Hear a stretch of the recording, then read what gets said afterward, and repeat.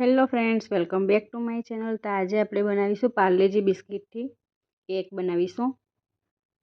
Oven વગર બનાવવાની છે। હવે આપણે આ રીતે પાર્લેજી બિસ્કિટના બધા પેકેટ કાઢી લઈશું। 250 ગ્રામમાં આ રીતે 4 પેકેટ નીકળે છે। બધી બિસ્કિટને ખોલી લઈશું અને એના નાના નાના ટુકડા કરી દઈશું, કારણ કે આપણે એને મિક્સરમાં ગ્રાઇન્ડ કરવાની છે એટલા માટે। તો બધી બિસ્કિટને હું અહીં ખોલી લઉં છું। ખોલીને આપણે ટુકડા કરી લઈશું।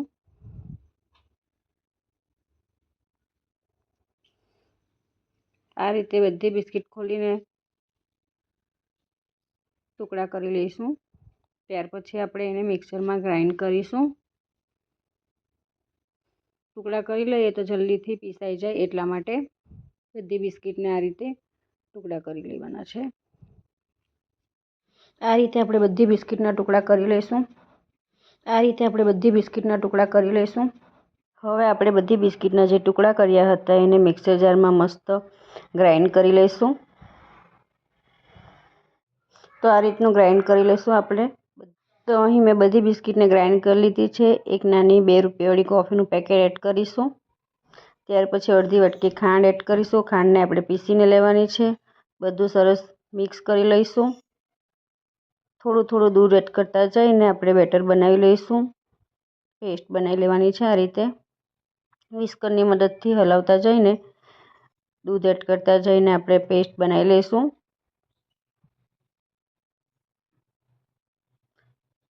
1 ગ્લાસ જેટલા દૂધની જરૂર પડે છે। 250 ગ્રામ બિસ્કિટનું હોય છે તો તેની સામે આપણે 1 ગ્લાસ દૂધ વાપરીશું। 1 ગ્લાસ દૂધમાં સરસ એવી પેસ્ટ બની જશે। તો આ રીતની સ્મૂથ એવી પેસ્ટ બનાવી લઈશું। બેટર સરસ થઈ ગયું છે। હવે આપણે બેટરની અંદર 1 ઈનોનું પેકેટ એડ કરીશું, એક્ટિવેટ કરીશું એને।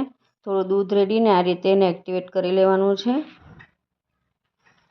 હવે વિસ્કરની મદદથી સતત હલાવતા જઈને 1 મિનિટ સુધી આપણે સરસ એવું ફેટી લઈશું, જેથી એની અંદર હવાના કણ ભરાય અને બેટર ફૂલી જાય। સ્મૂથ અને સ્પોન્જી કેક બનાવવાની છે એટલા માટે આપણે એને સતત હલાવતા જઈને આ રીતે બેટરમાં ઈનો મિક્સ કરી લેવાનો। હવે આપણે આ રીતની એક મોટી તપેલી લઈ લઈશું, કારણ કે આપણે કેકને ઓવનમાં નથી બેક કરવાના, આપણે કઢાઈની અંદર બેક કરવાની છે। એટલા માટે મેં અહીં એક મોટી તપેલી લઈ લીધી છે। એને આ રીતે ઘી અથવા તેલથી ગ્રીસ કરી લેવાનું છે, જે તમને પસંદ હોય એ। હું અત્યારે તેલથી ગ્રીસ કરું છું। આ રીતે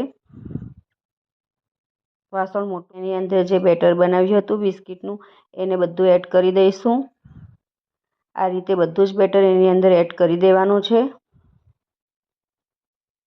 બેટર એડ કર્યા પછી આપણે એને સરખી રીતે સેટ કરી લઈશું। એટલા માટે બધું બેટર એડ કર્યા પછી 1-2 વાર ટેપ કરી લઈશું આ રીતે, જેથી એ સરખી રીતે સેટ થઈ જાય। હવે આપણે એને આ રીતે તો અહીં મેં ગેસ ઉપર કઢાઈમાં આ રીતે મીઠું એડ કરીને એના ઉપર સ્ટેન્ડ મૂકીને પ્રીહીટ થવા માટે મૂકી દીધું હતું। ગરમ થઈ ગયું છે। હવે આપણે સ્ટેન્ડની ઉપર આ રીતે તપેલીને રાખી દેવાની છે બેટરવાળી। હવે આપણે એને મોટા વાસણથી બંધ કરી લઈશું। તમારી પાસે જે વાસણ અવેલેબલ હોય એ ઢાંકી દેવાનું। મેં અહીં મોટી તપેલી આ રીતે ઢાંકી દીધી।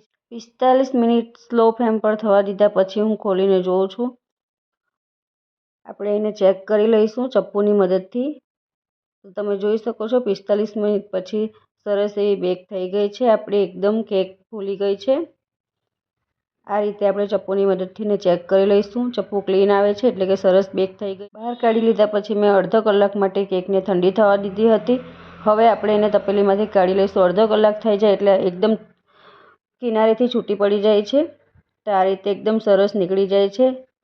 બહાર કાઢ્યા પછી તરત એને કાઢવાની નથી, અડધો કલાક સુધી ઠંડુ થવા દેવાનું, પછી જ કાઢવાનું। તો ફ્રેન્ડ્સ, તમે જોઈ શકો છો આપણી કેક બનીને તૈયાર છે। એની ઉપર હું સુગર સિરપ એડ કરું છું, એટલે કે ખાંડનું પાણી બનાવી લીધું હતું એને આ રીતે એડ કરું છું। તમે જે રીતે ડેકોર કરવું હોય એ રીતે કરી શકો છો। તો ફ્રેન્ડ્સ, આજની અમારી રેસીપી તમને ગમી હોય તો please like, share and subscribe. તો આ રીતની મેં કેક ડેકોર કરી છે। ફરી મળીશું નવા વિડીયો સાથે। Bye bye.